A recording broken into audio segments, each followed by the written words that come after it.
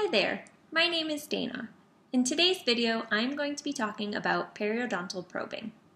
The periodontal exam serves as the foundation for detecting and diagnosing periodontal disease in dentistry.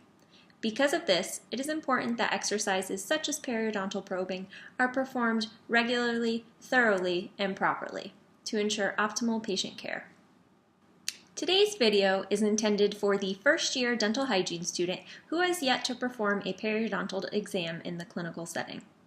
I will be covering topics such as the tools used to perform a periodontal exam, how the tools are used, and I will also incorporate an exercise that can help the student practice these newfound skills in the comfort of a classroom or home.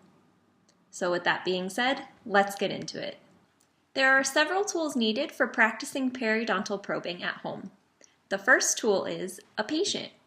For the purpose of the video, I'm going to be using an adult dentition Typodont. The next tool needed to practice periodontal probing is a probe. In today's video, I'm going to be utilizing a UNC probe. The UNC probe is very easy to read and has measurements up to 12 millimeters. The measurements on the UNC probe go as follows: 1, 2, and 3 millimeters. Then there is a black band. The bottom of the black band reads 4 millimeters. The top of the black band reads 5 millimeters. And then it goes 6, 7, 8 millimeters. Then there is a second black band. The bottom of the second black band reads 9 millimeters. The top of the second black band reads 10 millimeters. And then there are two markings for 11 and 12 millimeters. The last tool needed for practicing periodontal probing is a way to record the measurements. Most offices and schools have digital programs that can easily record and save the progress during a periodontal exam. For the purpose of today's video, I'm going to be using a traditional pen and a paper copy of a periodontal chart. So the first thing to know when periodontal probing is where the probe is going to go. The probe is inserted into the gingival sulcus and is used to measure the distance from the base of the sulcus up to the gingival margin. Traditionally, there are 6 sites on each tooth to be measured by the periodontal probe. These 6 sites include the distal buccal, buccal, and mesiobuccal, and then the distal lingual, lingual, and mesiolingual. An area not to forget about when probing is called the coal. The coal is present on the direct distal and direct mesial of the posterior teeth, and it can be accessed and measured from both the buccal and the lingual. Let's go through the motions of periodontal probing. Step 1. Gather your materials. Step 2. Grab your probe in a modified pen grasp and locate the distal buccal line angle of tooth number 17. The distal buccal line angle is the starting point for a probing sequence. Step 3. Follow the distal buccal line angle of tooth number 17 and insert until you feel the base of the sulcus on the Typodont. The base of a sulcus on a Typodont is going to feel like a hard resistance. When probing on an actual patient, the base of the sulcus feels more of like a spongy resistance. Rule of thumb is when you're probing on a patient, you want to stop inserting the probe when you feel the base of the sulcus and you start to see the tissue blanch. Step 4. Practice using a short bobbing motion to feel the base of the sulcus around the entire tooth.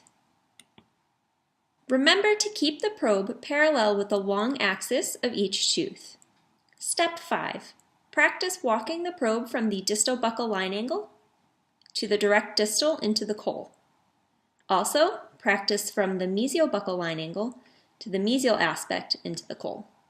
Repeat steps 3 through 5 to practice probing from the lingual aspect too. Now that I have covered the motions of how to probe, let's practice reading the probe and recording our findings. It is important to remember that there are a total of 6 sites per tooth to be measured and recorded with a periodontal probe. On the periodontal probing chart, there is a lingual aspect and a buccal aspect. The measurements are recorded at the distal buccal, buccal, and mesiobuccal, and distal lingual, lingual, and mesiolingual. The deepest reading from the distal buccal line angle into the coal will be the reading that is to be recorded for the distal buccal. The deepest reading from the distal buccal line angle to the mesial buccal line angle will be the reading that is to be recorded for the direct buccal. The deepest reading from the mesial buccal line angle into the coal will be the reading that is to be recorded for the mesial buccal. When probing, there are some instances where the measurement falls between two numbers. For example, the height of the gingival margin is covering the 3 mm reading. However, it has not fully reached the 4 mm reading. In cases such as this, it is important to round up to the 4 mm reading because it is greater than 3 mm. So let's practice going through the motions and reading the probe out loud in one continuous motion. So starting at the distal buccal line angle of tooth number 17, insert the probe. Use a walking motion into the distal coal. The probe reading here is 4 mm because it is covering the 3 mm marking, but not yet up to the 4 mm marking. Use a continuous walking stroke, back around to the buccal. Deepest reading here is a 3, and from the mesial buccal line angle into the mesial coal, the deepest reading is a 3. So the reading on the buccal aspect of tooth number 17 is 4, 3, 3. So to record this on a periodontal chart, I'm going to find the corresponding tooth number 17, which is right here. I'm going to go to the first row of the probe reading. And then on the distal aspect, I'm going to write a 4, and then a 3 for the direct buccal, and a 3 for the mesial. Now, let's practice probing on an anterior tooth. Starting at the distal-facial line angle of tooth number 8, insert the probe.